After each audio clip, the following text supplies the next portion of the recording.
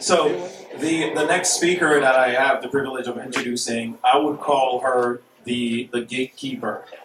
The gatekeeper of any job is somebody who works in the in HR, right? Human resources, because that's the person. Oh, that's how you got to get through to get to any career or any job that you are applying for. So right now, this person, she is a human resource professional with over 20 plus years of experience and specialized in talent acquisition and recruiting within the healthcare sector. And she currently works for Yale New Haven Health System. So it is my pleasure to introduce Sarah K. Daves.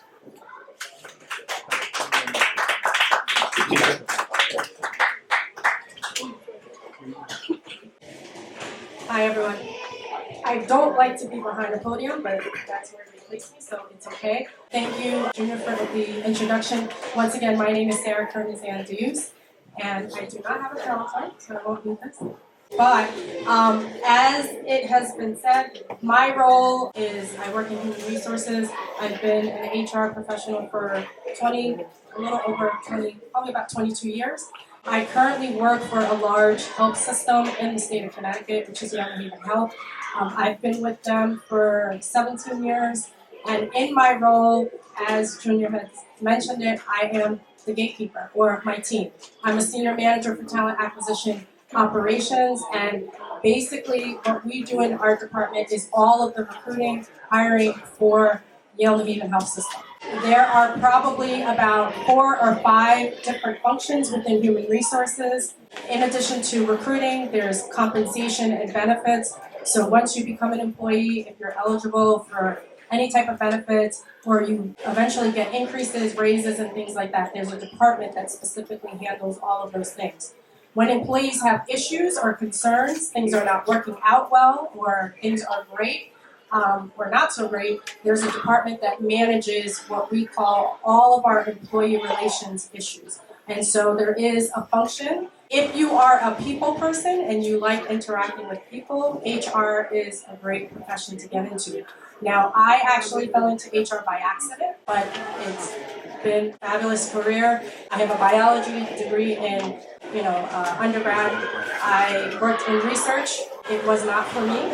And then I had an opportunity to do some scientific recruiting where I was helping a firm recruit fellow scientists and researchers like myself. And with that, I went through a couple of acquisitions, and then I fell into the role of HR. I do also have a master's in human resource management. So most people who do go into HR tend to be business majors. So if you have an interest in pursuing business but you're not sure where you want to go, finance, HR is another aspect or another area that you can explore as a career option. Now, one of the things that I like to do is educate folks like you guys. You're not too young to have what's called a resume. Does everybody know what a resume is? Yes. Okay, can somebody just quickly tell me what is a resume? What's the purpose?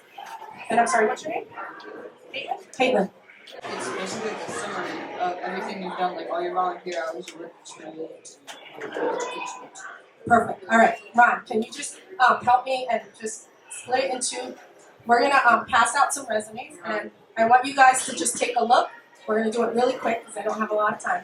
But Caitlin is absolutely right. A resume really is just a quick overview, what you have done, your successes, positions that you've had. For you guys, you may be volunteering, you may be part of some sort of organization. I want you to take a look at your resume if you have a copy in hand, and I want you to be able to find, if you can, any issues or errors that might be glaring on your resume, okay? It is important for you guys, especially as you guys, figure out what it is that you want to do when you grow up, for you to represent yourself as well as you can.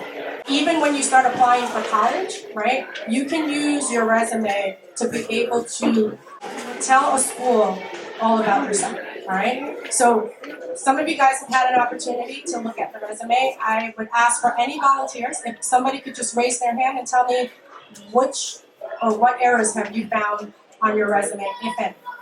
I'm sorry, what's your name? Diana? Okay, Diana.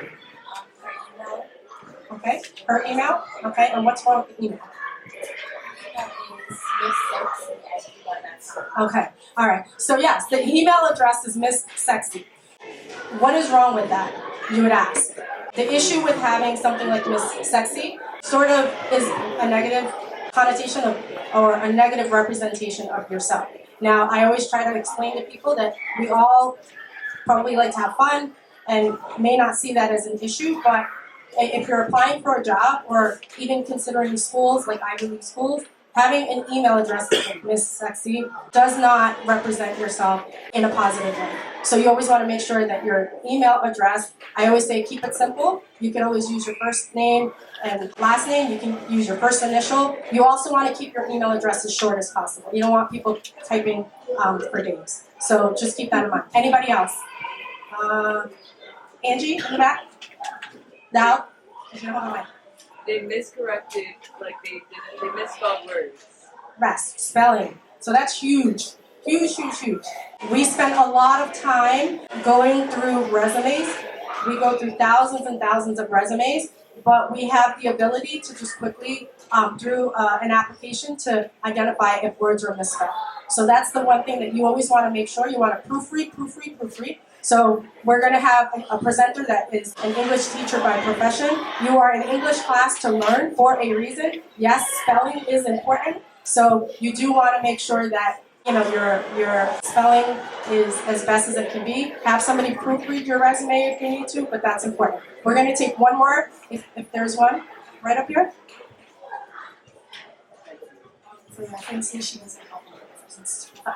Okay, so for the references, she indicates that she doesn't have any references. You all have references, okay? You have teachers, you have folks as part of your Boys and Girls Club. You can get references, right? So never indicate that you don't have any references, because you can find at least one person that will speak about who you are as an individual, right? And if you can't, then that's an opportunity for you to start thinking about, okay, do I need to volunteer? What can I do differently in order for me to present myself in a positive way?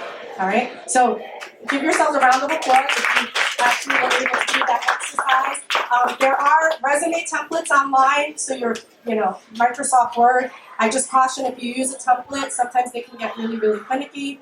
But a resume is important, right? Just like I always say to young folks that what you put out on social media is a representation of who you are, so you want to be careful of what you put out there. Your resume is a representation of who you are. You will be surprised what employers or what schools look at, on a resume. So just keep that in mind. Good luck. I'm excited that you guys are taking kind of the first steps, or maybe many steps towards determining what it is that you want to do when you grow up, but just know that the world is really literally at your hands, and you guys can do great things if you just stay focused and keep moving forward. Okay?